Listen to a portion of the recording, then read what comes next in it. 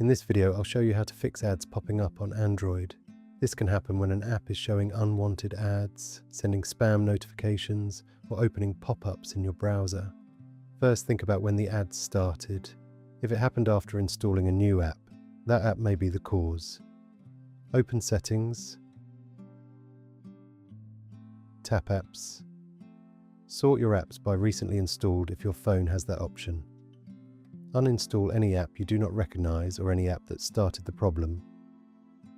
Next, check App Notifications. Go to Settings, tap Notifications, then tap App Notifications. Look for apps that are sending too many alerts. Turn off notifications for any app you do not trust.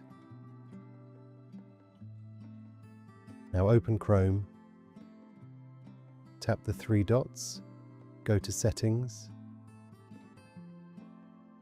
tap Site Settings,